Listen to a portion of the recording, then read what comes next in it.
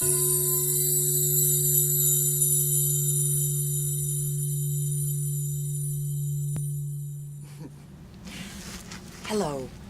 it's Judith and the Celestial team, and I'm happy to be back again. Everything's new. You're new. Every minute you're new. But it's a new time. Things have turned over. The year's turning over. The solstice brought lots of new energy to us. A lot of the things we talked about in the three-part navigating into a new paradigm of being was about adjusting to everything that's new now.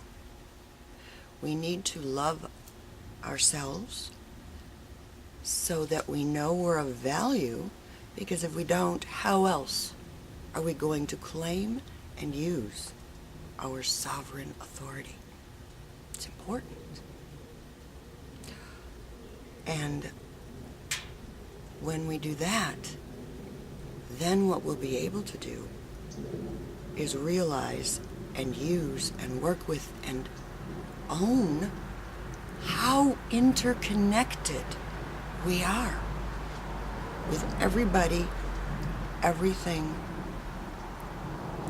our solar system, our galaxy, ourselves, other people's thoughts, everything. Energy, air. It's like air. If I breathe air in, does it mean it's not part of the air? I breathe it out again. If I blow up a balloon, have I captured air? That's how our energy is, our connection with one another. We can compartmentalize it, but it's all one thing. And if we love ourselves and own our sovereign authority, we can handle that. We can have integrity, be intact, and then deal with that, and we won't feel lost in it, like we don't know who we are anymore. It's wonderful, and that's actually where we are now. All we have to do is say, oh, okay, and then be there. So I want to talk about navigating in the now, because that's the only place that we do anything or that anything happens. And yet when I stop to, and I've heard people talk about it and how to do it, but when I stop to think about it and I'm hooked in with the Celestial team, what I'm seeing is I don't know how to isolate the now from everything else to even tell you what it is without distorting its very truth. Because there is no now. There is no past. There is no future. All of it, like the air, is us, is one. Just like we are. It's one thing. So what you could say about the now then is it's a point of focus. A point in the all. Past, present, future, alternate possibilities, parallel lives, not just forward and back. It's a circle, right? And we're focused in the middle. That's our focus. That's what we call now, okay? But what we are is focused, and then it's all there. We're just focused where we're going to function. So you could see time actually then as it's as if we on a map. It shows you where moments, where events, things that happened or will happen according to the way our linear perspective are, right? We're focused here, and everything is part of the thing, and we're just focused in the center of it.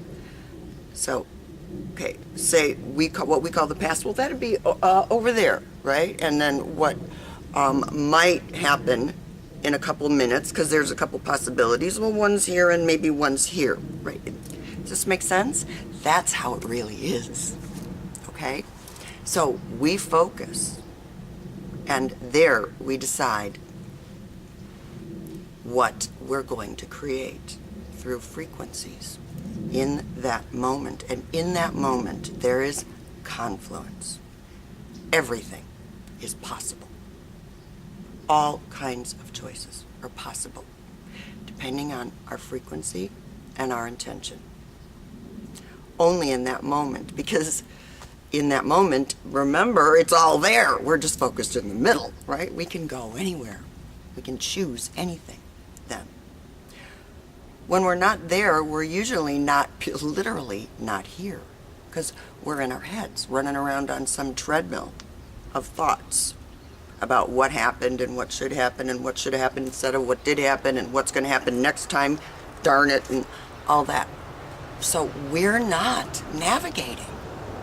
When we are in that focus, in the center, we are in the hub of everything. Every energy pulses. That's what frequency is, pulsing, right? We're in the center of everything that's pulsing right then. And you can feel it when you get centered, get out of your brain. You can feel it's alive. It's alive there. You can decide how you want to feel about it, where you want to go with it. And even though our brains, our third dimensional brains, are linear and don't think in terms of all these possible choices, I'll tell you that our cells do, and our greater mind, that our brain is just a little piece of, that's programmed, does. Our cells know the past, they know future probabilities, they know where we might want to go, they know where it would be better for them, for health, our health purposes to be, and in those moments when we direct them, that's when everything is paying attention to us. That's when our sovereign authority is total. It's our call. And when we miss it, because we're off in our heads, we're leaving it to habit. It's default. Then we just repeat the patterns we're used to. Sometimes we sit in the now like it's a container, you know, like we're sitting in it. Well, here I am in the now. Nothing much happening. I'm just sitting here in the now. You know, it's not like that. It's active. It's alive. It's like surfing, you know. It's wonderful. And this is what I invite you into, because this is your life. This is, you can jump a timeline. It's kind of like this, if we're going to talk about it in a linear way. You know how when you make a movie, there are all these little frames, right? Like when I edit these videos, it's like, frame by frame, I hardly move. You know, I got to go for a few frames to even see my hand go from here to here, you know? But those are nows. Those are all nows. And if we're aware in each one of them, then we know if we're going to move the hand from here to here, or we decide we want to put it up here, right? Otherwise, it's not going to move anywhere except where it's used to moving. So all these little frames, these nows, feel like nothing's happening, but as I said, they're part of the whole thing. Just like when you go to a movie, it's not, well, I went to see a whole lot of frames in a package that they call a movie. No, it's one thing. That's what your nows are part of. Every one of them. You have so much control. Look how finely tuned they are. Well, think about that for a minute. Take a deep breath and own it. And I'll be right back.